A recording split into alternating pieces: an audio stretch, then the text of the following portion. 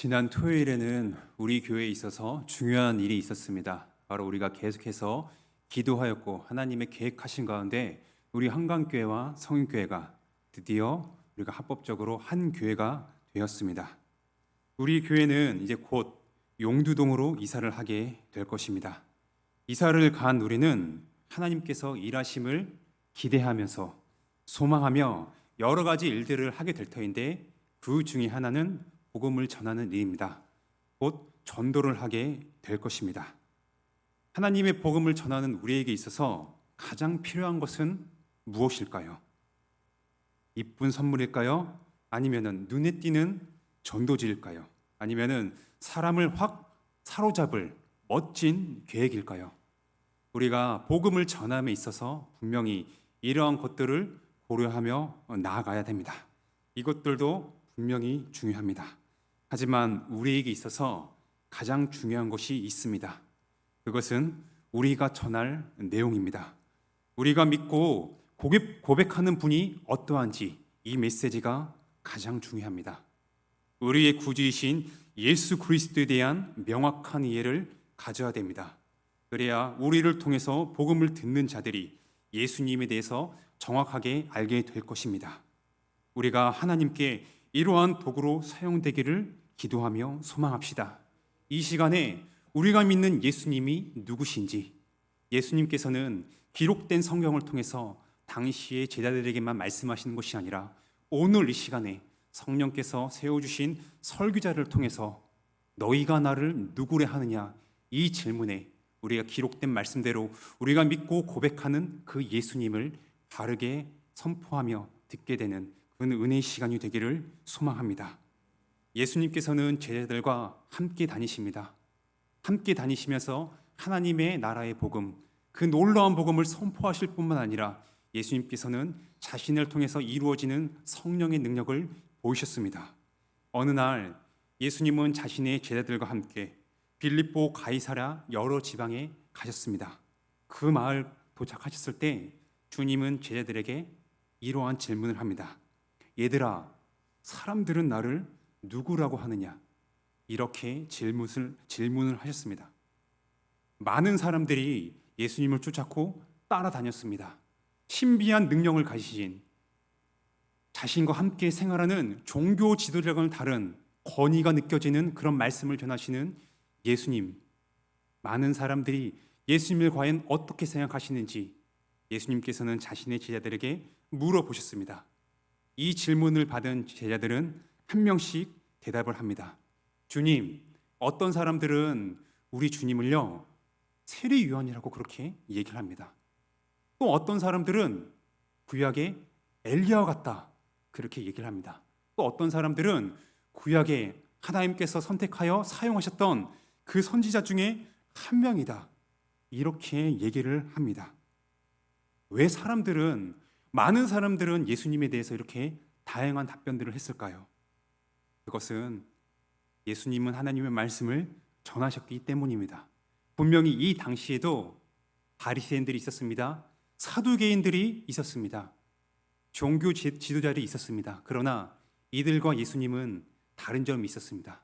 뭐냐면은 같은 하나님의 말씀을 전한다 할지라도 이 종교 지도자들과 다른 예수님께서는 하나님께서 주시는 그 권위를 사람들도 알고 있었습니다. 그 권위를 생생하게 체험하였습니다. 뿐만 아니라 주님은 성령의 능력으로 말미암아 무리를 걸어 다니셨습니다. 죽은 자를 일으키셨습니다.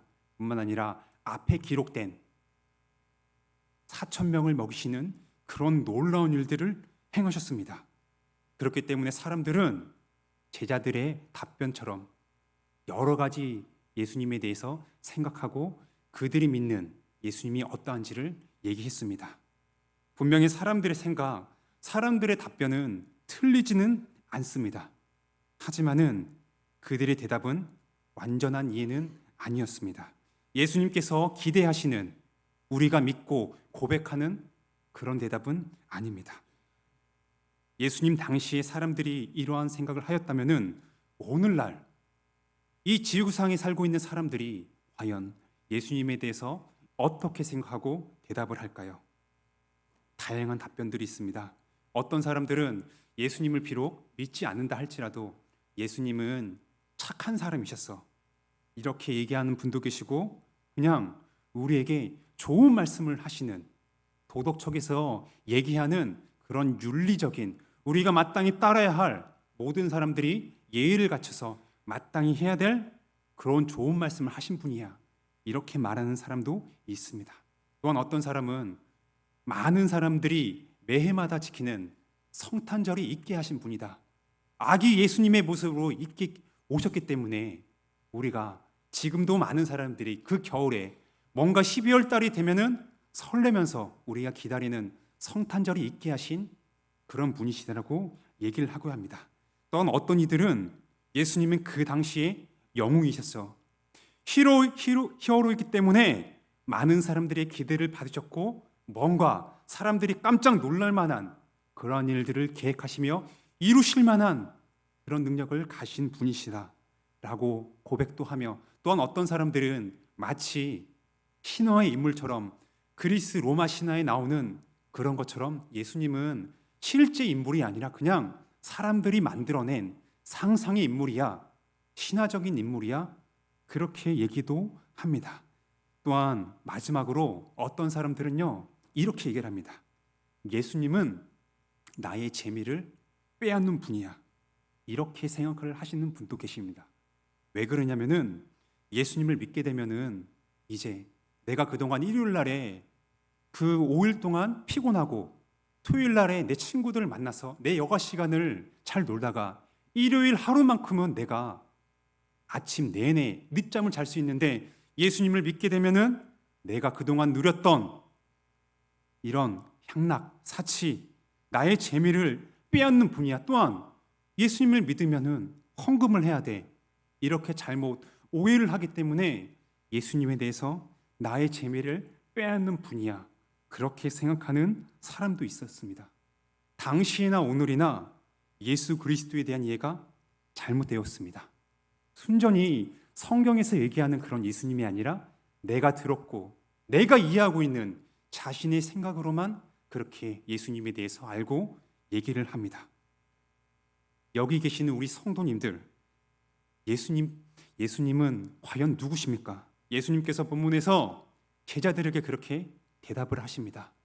너희는 나를 누구라고 하느냐? 이 질문을 우리가 오늘 동일하게 듣습니다. 받습니다. 그러면 우리는 이 질문에 대해서 과연 어떻게 대답을 하실 겁니까? 이 질문을 들었을 때 우리는요, 그리스도이십니다, 예수님은 다른 분이 아니에요, 주 예수 그리스도이십니다, 이렇게 분명히 대답을 하실 겁니다. 이 얘기가 정답이죠. 이 답은 너무나 우리에게 있어서는요, 당연한 듯 보입니다. 왜냐?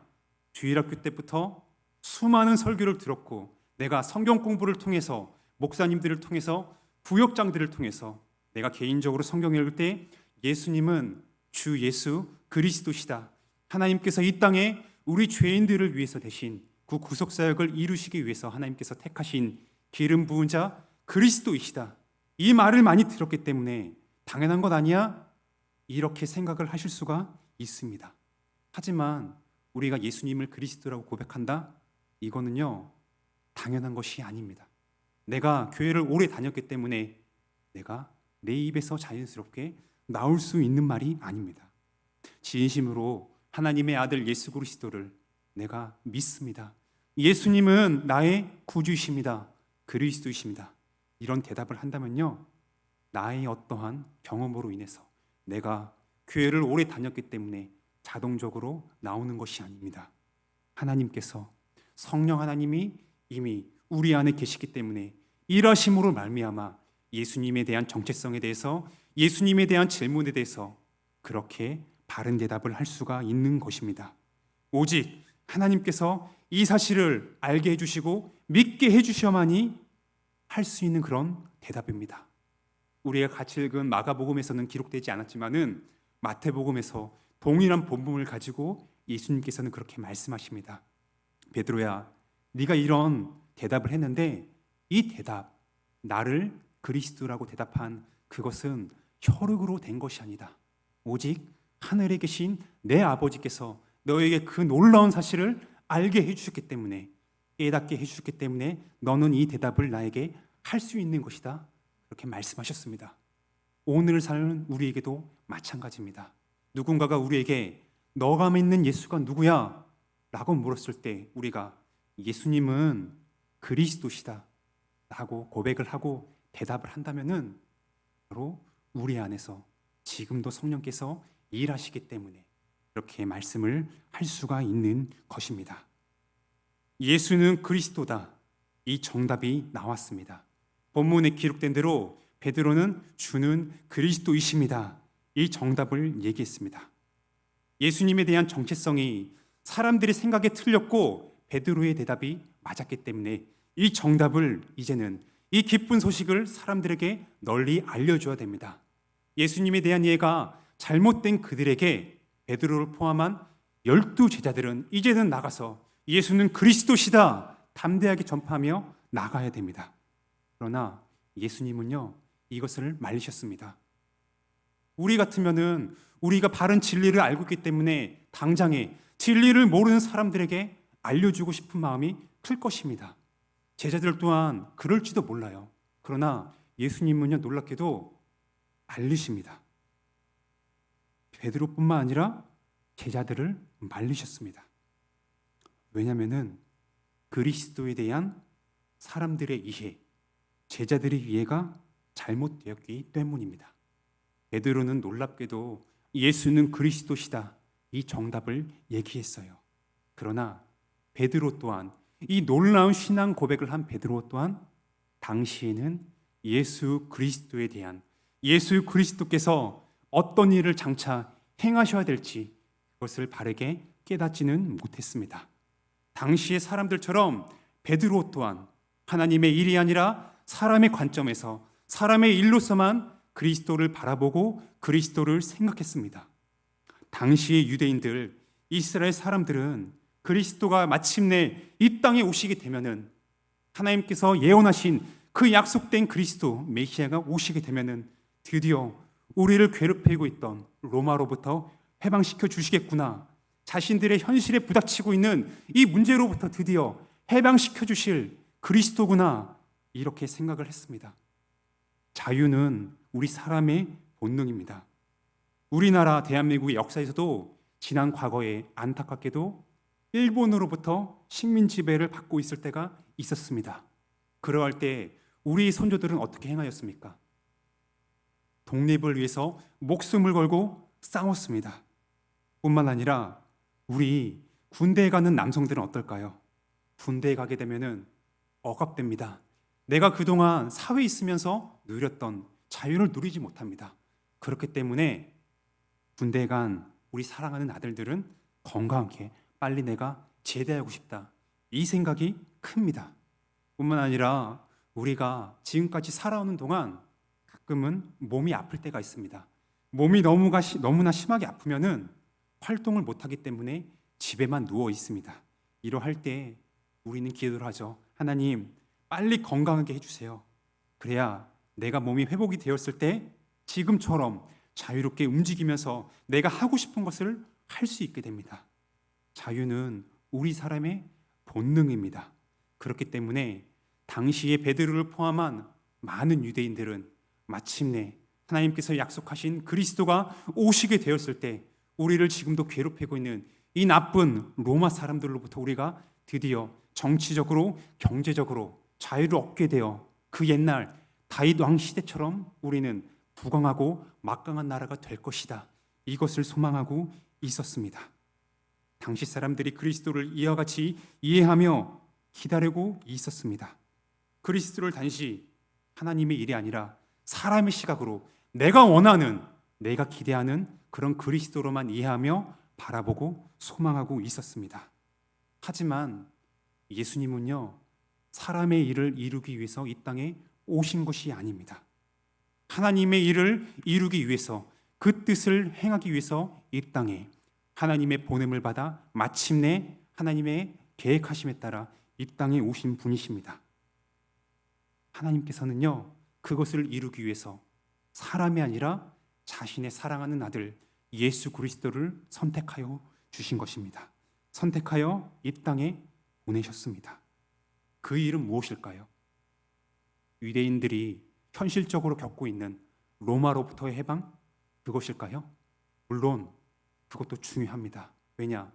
육신을 가지고 있는 하나님의 백성들은 분명히 하나님께서 그들의 기도를 들으실 뿐만 아니라 현실적인 문제도 해결하시는 분이시기 때문에 우리는 육신의 어려움을 당할 때 나의 하나님, 내가 지금 겪고 있는 현실적인 문제 하나님께 다 아뢰입니다. 나의 기도를 들어주시고 응답하여 주셔서 이 어려움을 해결해 주십시오. 그 기도도 분명히 필요합니다. 육신을 가지고 이 땅을 살아가는 하나님의 모든 백성들, 그 기도를 반드시 해야 되는 게 맞습니다. 하지만 예수님께서 이 땅에 오신 이유는 단순히 억압받는 한 나라를 해방시키기 위해서 이 땅에 오신 것이 아닙니다. 이보다 더 큰 일을 이루기 위해서 하나님의 보내심을 받아 이 땅에 오신 것입니다. 그 일은 바로 죄와 사망으로부터의 구원입니다. 영원한 일과 관련된 그것을 해결하기 위해서 예수님은 이 땅에 오셨습니다. 우리가 지금도 현실적으로 겪고 있는 어려움들이 있습니다. 정말 이것은 남들이 이해하지 못합니다. 오로지 나만 겪는 것 같고 남들이 다 이해하지 못하는 그런 어려움들입니다. 그러나 이 어려움은요, 사람이 살아있을 동안에만 해당됩니다. 육신의 죽음 이후에는 우리가 지금 겪고 있는 어려움들, 고민하고 있는 것들, 우리가 장차 죽어 천국에 가게 됐을 때는 이 현세적인 어려움이 우리가 천국에 갔을 때는 도저히 영향을 미치지 못합니다. 죽음 이후에는 돈이나 명예, 건강이 아무 소용이 없습니다. 그러나 모든 사람에게 해당되는 중요한 일이 있습니다. 영원토록 영원과 관련된 그 중요한 일이 있습니다. 그것은 바로 죄와 사망으로 인한 대가를 받게 되는 것입니다. 죄에 대한 대가, 이것은요, 모든 사람이 육신을 가질 때만 영향을 받는 것이 아니라 죽음 이후에도 예수 그리스도를 믿지 않는 자에게는 영원토록 미치게 될 영혼과 관련된 너무나 중요한 그런 일입니다. 아담의 불순종으로 인한 그 결과를 하나님께서는 다시 회복시키기 위하셨습니다. 그것을 바라면서 그것을 소망하셨습니다. 하나님은 그렇게 뜻하며 나아가셨습니다. 사람이 벌인 짓을 사람이 해결할 수 없는 그것을요, 하나님께서는 그 일을 이루기 위해서 사랑하는 아들 예수 그리스도를 이 땅에 보내주셨습니다. 예수님으로 말미암아 사람이 벌인 그 큰 죄악을 하나님께서는 수습하셨습니다. 어떻게 그 일을 이루셨을까요? 우리 주님께서 친히 말씀하셨습니다. 예수 그리스도의 고난과 죽임 당하심, 그리고 부활을 통해서 하나님은 죄와 사망에 매였던 사람들을 누구든지 예수 그리스도를 믿는 자에게 죄와 사망의 족쇄로부터 해결해 주시는 그런 놀라운 일을 벌이셨습니다. 그것을 행하셨습니다. 죄에 대한 죄값을 죄인이 마땅히 받아야 됩니다. 죄를 지었기 때문에 죄인이 그것을 해결해야 되는데 하나님은요, 그것을 우리 사람에게 전가하지 않으셨습니다. 너가 죄를 지었으니까 네가 알아서 해라. 나는 책임 안 질 거야. 그렇게 외면하지 않으셨습니다. 하나님은 우리가 벌인 그 행동을 예수 그리스도를 보내심으로 말미암아 하나님의 공의가 어떠한지를, 하나님의 사랑이 어떠한지를 예수님을 통해서 우리에게 보여주셨습니다. 그 사랑과 공의를 예수님을 통해서 우리에게 친히 보여주시고 지금도 다시금 들려주십니다. 하나님은 죄에 대한 벌을 반드시 지으십니다. 공의의 하나님이시기 때문에 그 죄를, 있는 죄를 그냥 없는 것처럼 하실 수가 없습니다. 하지만은 주님은요, 우리 하나님은 죄를 해결해 주심과 동시에 그 죄를 우리가 지었는데 우리에게 그 죄를 지우시지 않으시고 예수님을 통해서 그것을 지우심으로 말미암아 우리를 얼마나 사랑하시는지, 누구든지 주님을 믿는 자에게 하나님의 공의와 사랑이 얼마나 큰지를 우리에게 보여주셨습니다. 하나님의 지혜가 어떠함을 우리에게 성경을 통해서 기록하여서 오늘도 이 시간에 다시금 우리에게 그 놀라운 사실을 들려주십니다. 예수님을 통해서 죄와 사망의 굴레를 해결해 주셨음을 우리에게 다시금 들려주고 계십니다. 주님은 우리 예수님께서는 그리스도로서 하나님의 뜻을 이루시는 분이십니다. 주님은 택함을 받은 그런 메시아로서 죽음에서 다시 부활하셨습니다. 우리 주님은 그냥 고난을 받고 죄인들을 위해서 죽으심으로 끝난 것이 아닙니다. 예수께서 그리스도다, 예수께서 하나님이 선택하신 그런 분이시됨을, 죽었던 그 예수님을 다시 하나님께서 살리심으로 말미암아 그 사실을 증거하셨습니다. 우리에게도 그 놀라운 사실을 성경을 통해서 기록해 하여 주셨고, 매번마다 설교자를 통해서 그 부활의 사실을 우리에게 들려주심으로 말미암아 예수님은 사람들이 생각하는 나의 필요, 사람들의 일을 이루시는 그런 그리스도가 아니라 하나님의 일을 이루시는, 그것을 이루신 그리스도심을 우리에게 다시금 오늘 이 시간에도 들려주고 계십니다. 이 예수 그리스도의 죽음과 부활, 이 놀라운 사실을 들은 베드로의 반응은 어떠했습니까? 주님의 말씀을 들었으면은 베드로는, 특별히 많은 사람들과 구분된 그 12제자들은 아멘, 믿습니다, 이렇게 응답을 했어야 합니다. 그러나 우리의 기대와는 달리 베드로는 어떻게 반응을 합니까? 예수님께 따졌습니다. 주님은 절대 그러면 안 됩니다. 내가 바라고 있는 그리스도는 이런 모습이 아니잖아요. 우리는 모든 것을 버리고 당신 예수 그리스도님을 나의 스승으로 모시고 그렇게 따르는데 고난받고 죽으신다고요? 그럼 우리 어떻게 됩니까?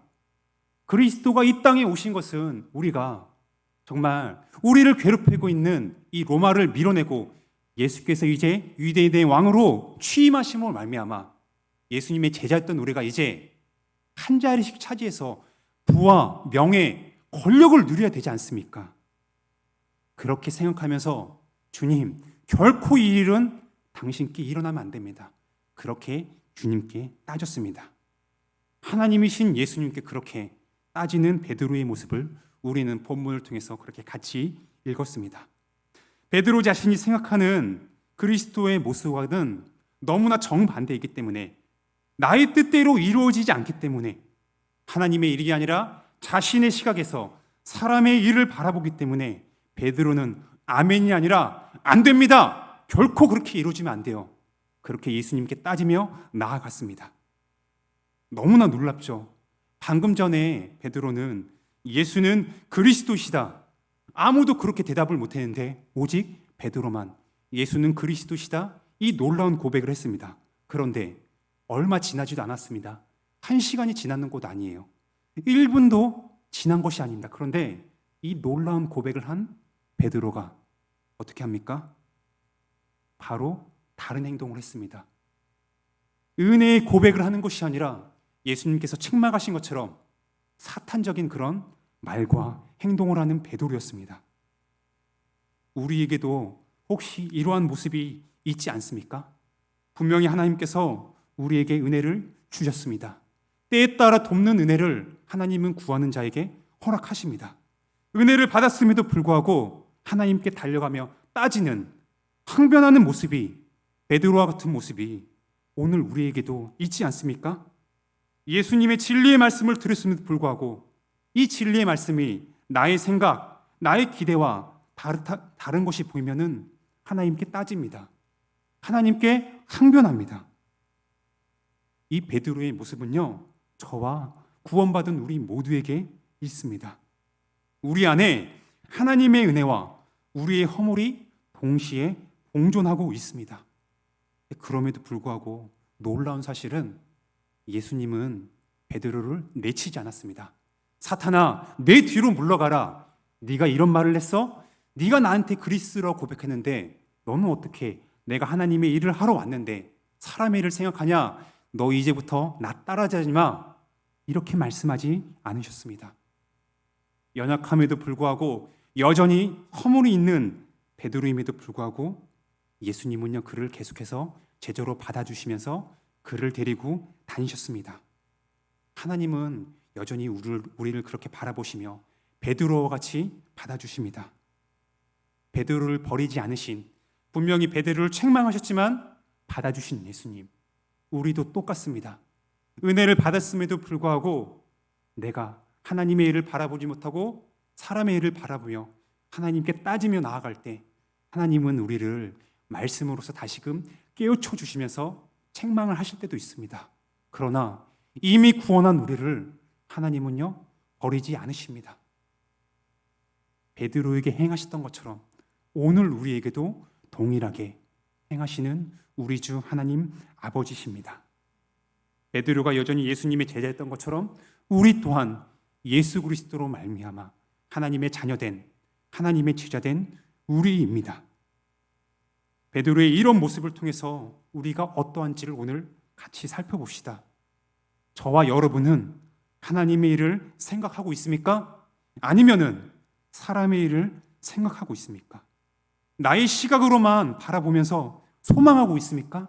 아니면은 우리보다 더 넓으신, 우리의 생각보다 더 크신 하나님의 관점에서 바라보며 소망하며 나아가고 있습니까? 예수님을 그리스도로 고백하며 죄인인 우리를 위한 대속적인 죽으심과 부활을 믿는 우리는요 이미 구원받은 하나님의 자녀가 되었습니다. 교회를 오래 다닌 세월만큼 우리는 하나님의 뜻을 헤아려야 합니다. 하나님의 일을 생각해야 됩니다. 어린아이일수록 부모님을 생각하지 않습니다.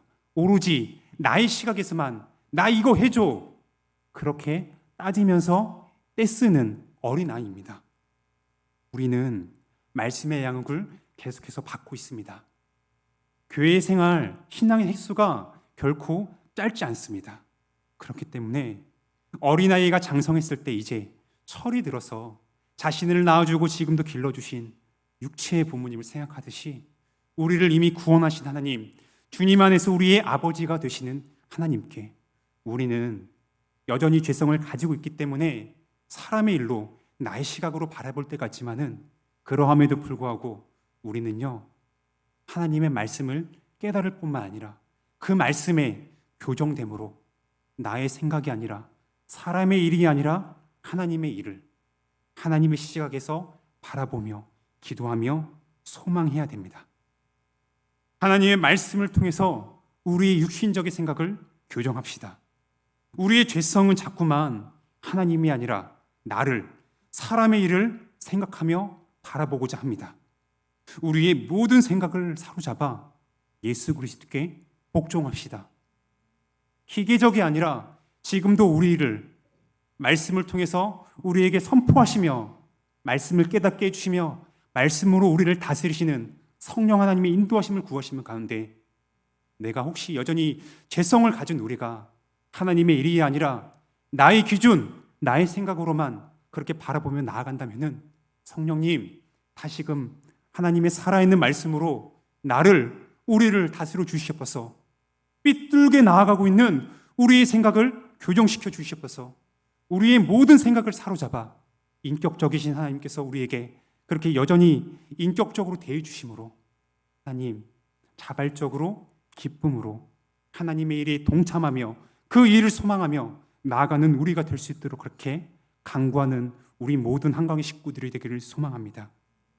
우리가 앞에서 제가 서두에 말씀드린 것처럼 우리는 이제 곧 있으면은 용두동으로 이사를 하게 됩니다. 그때 가서 우리가 포부를 가지고 있는 게 그거잖아요. 근처에 초등학교도 있고 중고등학교도 있고 지금 한남동 여기보다 예수 그리스도를 전함에 있어서 더 좋은 환경에 있습니다. 좋은 조건에 있습니다. 그래 할 때 우리가 복음을 전하는 우리는 내 생각, 내 원함에 그리스도를 전하는 것이 아니라 하나님의 뜻에 따라 고난을 받으시고 영광을 얻으신 예수 그리스도를 바로 알고 전합시다. 세상은 지금도 내가 생각하는 예수를 말하며 우리의 죄성은 고난을 통한 영광보다는 나의 욕심, 나의 욕망을 채워줄 그리스도를 생각하며 원합니다. 이 유혹을 저와 우리 구원받은 우리들도 지금도 동일하게 받고 있습니다. 우리가 당장에 어떠한 수적인 부흥을 바라보지 않고 우리의 구원을 주신 하나님, 지금도 역사하시며 이루신 하나님을 신뢰하며 나아갑시다. 하나님의 아들 예수 그리스도를 바로 알고 전합시다. 하나님의 일을 생각하며 하나님의 방법대로 할 때, 우리가 작년에 사도행전을 살펴보았잖아요. 베드로의 설교를 통해서 그렇게 하나님이 날마다 구원받는 사람을 허락하여 주셨던 것처럼 우리 또한 우리 교회에게 하나님께서 택함 받은 구원하실 그런 성도들을 계속해서 보내주실 줄 믿습니다. 너희가 나를 누구로 하느냐? 이 하나님의 말씀, 이 성령님의 응샘을 기억하면서 우리가 믿고 고백하는 예수 그리스도, 그것을 믿고 나아가며 우리의 말과 행동으로 그렇게 증거함으로 말미암아 우리를 구원하신 하나님께 감사와 영광을 돌리는 저와 우리 주 안에서 사랑하는 한강의 모든 식구들이 되기를 주님의 이름으로 축원합니다. 우리 같이 이 시간에 들은 말씀을 기억하면서 기도합시다.